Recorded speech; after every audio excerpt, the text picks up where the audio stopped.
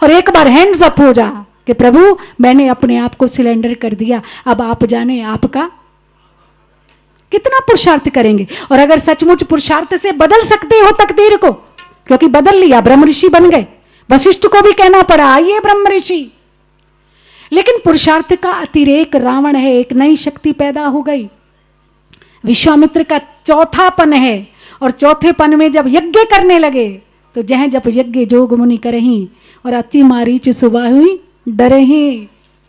जैसे ही यज्ञ प्रारंभ करते हैं कितने स्थान बदल लिए, कितनी भूमि बदल ली, कितने वन बदल लिए, लेकिन जहां भी यज्ञ करते हैं ये रावण के अनुचर, रावण की सेना मारीच सुबाहु और ताड़का उस यज्ञ को नष्ट कर देते। ब्रह्म ऋषि बन चुके हैं, क्रोध नहीं कर सकते हैं। देखो ध्यान देना इन शब्दों पर। ब्रह्म ऋषि क्षमा का नाम है, दया का नाम है। क्रोध करते हैं तो फिर उपाधि छिन जाएगी, क्योंकि पद में जो शपथ ली गई है उस पद का अगर आप गरिमा नहीं रखेंगे और उस पद के प्रतिकूल चलेंगे तो पब्लिक आपसे वो पद खींच लेगी, वो कुर्सी आपसे खींच लेगी, क्योंकि आपने जो शपथ में कहा था उसे पूरा नहीं किया।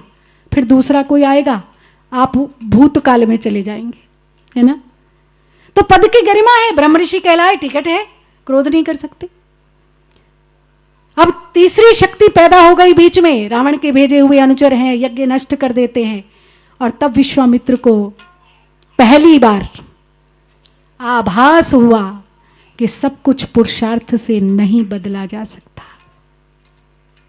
पुरुषार्थ की भी एक सीमा है, और अगर पुरुषार्थ से सब कुछ बदलना चाहेंगे तो लाभ रजोगुणी को होगा, राक्षसों को होगा, दैत्यों को होगा, क्योंकि देवता और मानव इतना अतिरेक पुरुषार्थ का नहीं कर सकते। क्षमता कम होती है, इनमें सरलता होती है, कोमलता होती है, सहन शक्ति कम होती है।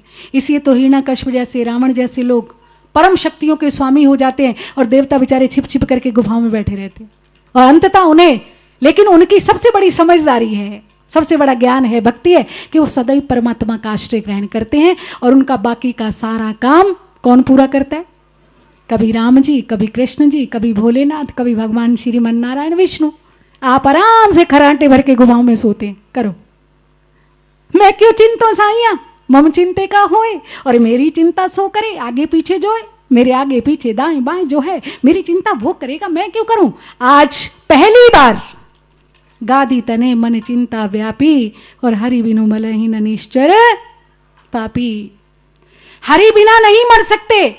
पास में कोई मेरे जैसा तर्कवादी बैठा था, मार लो। आपने 100 पुत्रों को मारा वशिष्ठ के, चतुरंगिनी सेना थी आपके पास, राजा रहे हो, आप कहते थे पुरुषार्थ से सब किया जा सकता है, अस्त्र शस्त्र अब भी हैं आपके पास।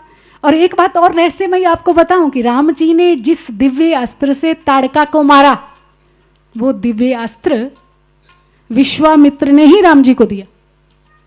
तो जब राम जी को अस्त्र दिया तो खुद नहीं मार सकते थे, स्वयं क्यों नहीं मारा ताड़का को? क्योंकि बाण तो उन्हीं का है, खुद क्यों नहीं मारा? उसका यही कारण है। विश्वामित्र से पूछा, बोले तुम तो सब कुछ कर सकते थे, राम जी को दिव्यास्त्र तुमने दिया जिससे मारीच और सुबाही मारे गए, तो तुमने खुद क्यों नहीं प्रहार किया उन पर?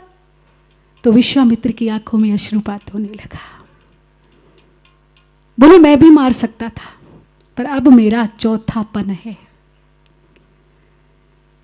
युवावस्था में और बाल अवस्था में मैंने बहुत तपस्या की, किंतु मैं सदैव भूल करता रहा।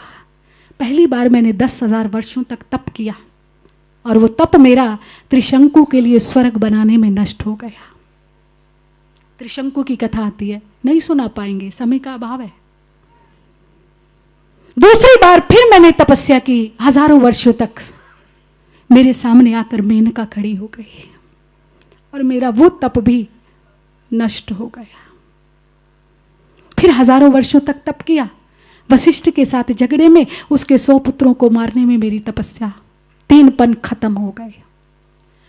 अब जो थोड़ी बहुत तपस्या मेरे पास बची है, उसके फल स्वरूप मैं ताड़का मरी सुबाहु को मार तो सकता हूं, किंतु और बच्चों का क्या भरोसा, खर्ची दे या ना दे, इसलिए थोड़ा सा छिपा के रखना पड़ता है ना। रखना भी चाहिए, शास्त्रों का सिद्धांत है।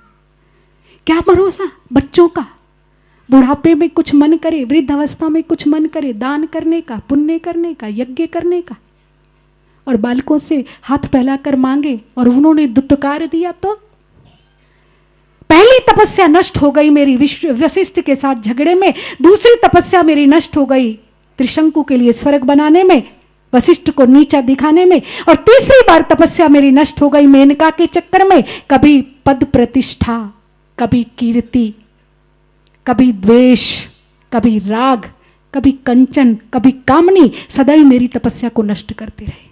और अब जो चौथेपन में थोड़ी सी मैंने एफटी करा के रखी है, थोड़ा सा छिपा के रखा है, जो मेरे आगे भी काम आएगा, उसे मैं भुनाना नहीं चाहता। इसलिए अब मुझे आभास हो रहा है कि पुरुषार्थ से सब कुछ किया, थोड़ी सी पॉकेट खर्ची भी रखनी चाहिए, आगे का सामान भी रखना चाहिए जो परलोक में काम आए।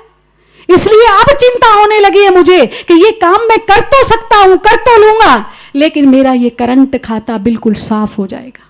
डाला और भुना लिया, डाला और भुना लिया, तो कुछ बचेगा नहीं। इसको मैं खर्च करना नहीं चाहता, और उसका उपाय एक ही है कि अब मैं उसके पास जाऊं। हरि बिनु मरहि न निश्चर पापी। फिर मन ने कहा ढूंढो तो सही, वो हरि मिलेंगे का। संतों को ढूंढने नहीं जाना पड़ता, समाधि लगाई, जैसे ही लगाई माथा पीट लिया, रो पड़े एक बार। अभी तो केवल सिसकियां ले रहे थे, अभी जोर जोर से दहाड़ मार के रोने लगे। सर्वनाश हो गया। अगर मुझे पता होता, क्योंकि ध्यान में जैसे ही देखा वो हरि वैकुंठ में नहीं है, वो साकेत में भी नहीं है, वो गोलोक में भी नहीं है, सब जगह ध्यान लगाया कहीं नहीं मिला। जब लौट करके आए तो मृत्यु लोक में मिला। कहां मिला? बोले वो तो दशरथ के घर में है। अगर मुझे पता होता कि ये परब्रह्म परमात्मा क्षत्रिय के घर में जन्म लेने वाला है, तो मुझे क्या जरूरत थी कि मैं 3 बार अपनी तपस्या नष्ट करता क्षत्रिय से ब्राह्मण बनने के लिए। क्योंकि परमात्मा किसी ब्राह्मण के घर में नहीं, क्षत्रिय के घर में आया था। दूसरा झटका तब मिला कि अगर मुझे प्राप्त करना है तो क्षत्रिय के घर में ही नहीं, उस क्षत्रिय के घर में